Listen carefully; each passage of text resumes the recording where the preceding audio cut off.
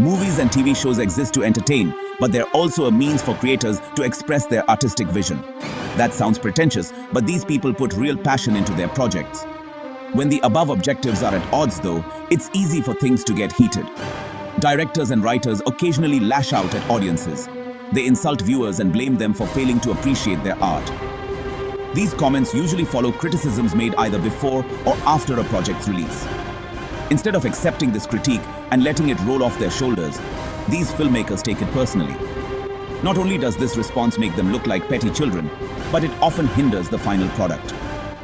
Granted, the whole controversy is also morbidly entertaining and offers a great example of what not to do. In the end, though, you can't help but pity these people. 10. Paul Feig. Fans desperately wanted a third Ghostbusters flick, but not like this. The 2016 reboot ditched the dry humor of the original in favor of loud slapstick and dirty gags. More noticeably, it replaced the male stars with 4 women. These factors prompted widespread rejection before the film ever came out.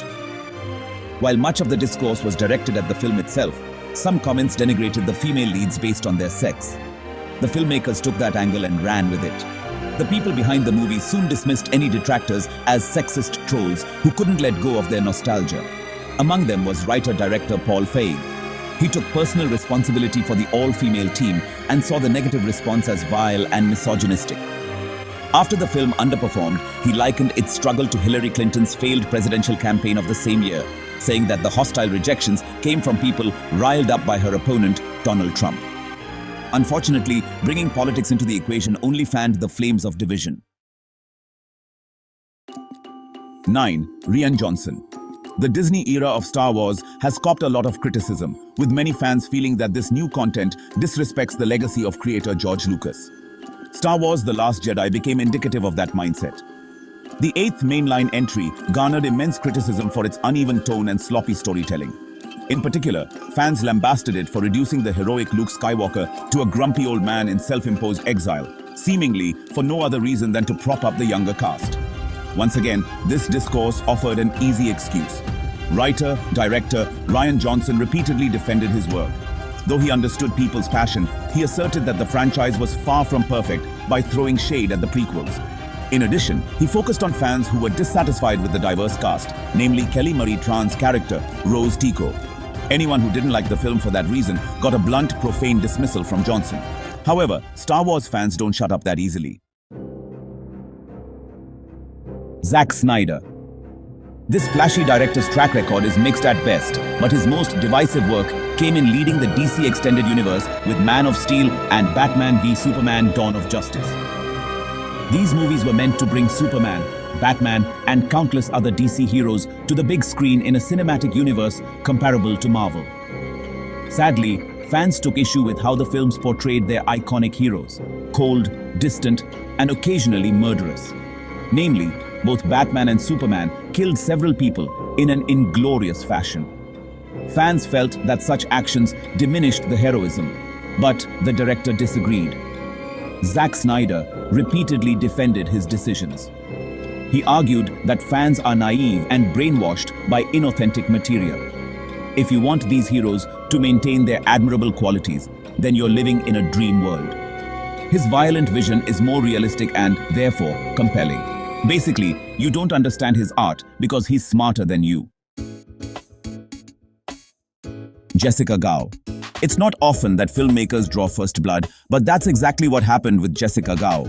Marvel appointed her as the showrunner of She-Hulk Attorney at Law. Focusing primarily on the title character being a woman, she anticipated a negative response from longtime fans.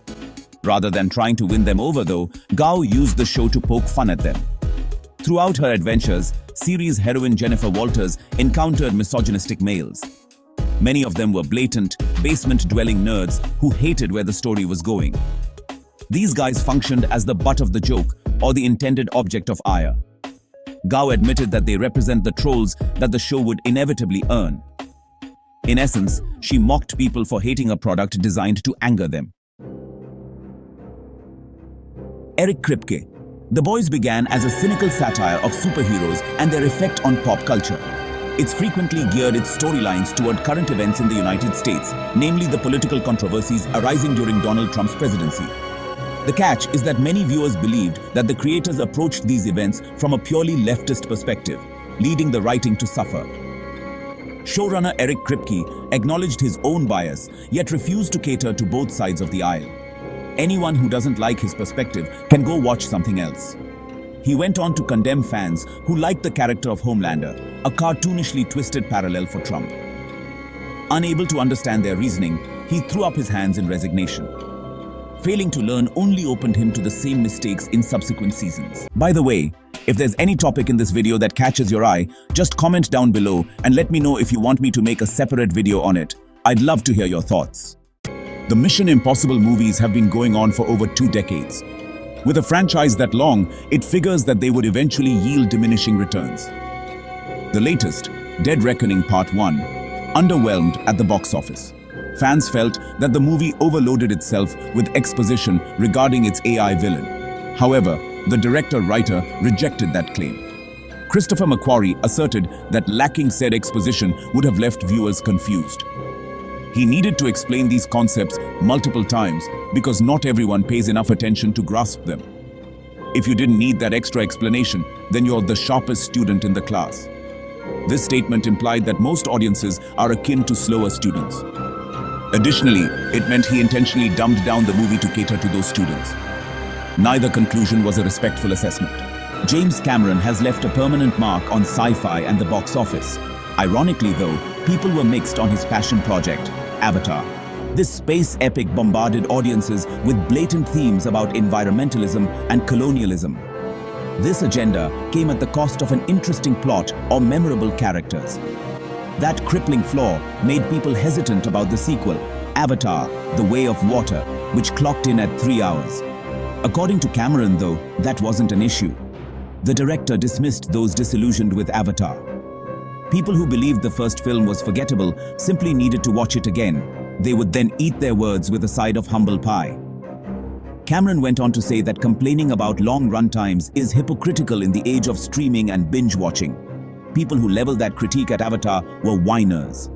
Basically, none of these complaints had any merit. You just had a bad memory and no stamina. Taking over the iconic Indiana Jones series came with a lot of pressure. Longtime fans had high expectations and they weren't shy about their displeasure. That displeasure came to a head when Indiana Jones and the Dial of Destiny dropped its first trailer. Fans worried that Phoebe Waller-Bridge's character would step over the titular adventurer and steal the spotlight. Legacy sequels like Star Wars: The Force Awakens had already gone that route, leading many viewers to think that the cinematic hero would be replaced. The director had no patience for such speculation. James Mangold chalked it up to trolls getting clicks. He browbeat these trolls for exploiting people's feelings about other films and culture war politics. Apparently, you're only allowed to theorize positively about films leading up to release. Anything else just contributed to a toxic discourse. Another storied series caused another director to lash out at trolls. This time, the topic was Terminator: Dark Fate. Fans were cautiously optimistic about this sequel since series creator James Cameron was involved, but that enthusiasm evaporated after the promotional material came out. Photos and trailers almost exclusively emphasized the female cast. Specific criticism targeted Mackenzie Davis's character, Grace, a cyborg woman who went toe-to-toe with the Terminator. To many viewers, the movie was the latest blockbuster IP to push a feminist message. Of course, not everyone had a problem with that. Director Tim Miller seemed to revel in dividing audiences. He bragged that only enlightened fans would enjoy Grace. Conversely, her strength would scare any closet misogynist. If you weren't excited about this product, then you were sexist and behind the times. That wasn't a good argument in general, but it's especially misplaced with Terminator. Not only did much of its audience come from older entries, but a big reason for that was the formidable female lead, Sarah Connor. Because of that, Miller's stance instantly collapsed. Few living directors have made movies for as long as Ridley Scott. That longevity means he still harbors older sensibilities. Unfortunately, it also means that his films aren't the box office giants they once were. A depressing example was The Last Duel.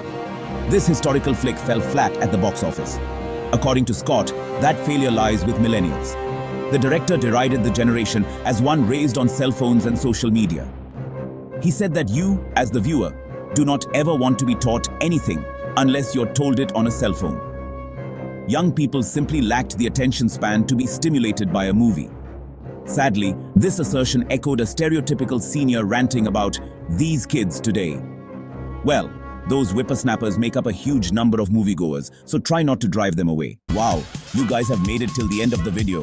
And remember, according to YouTube, the best way to help the channel in the algorithm is to watch another one of my videos right after this one. So go ahead and check it out. Thanks for sticking around. See you soon. Until then, peace.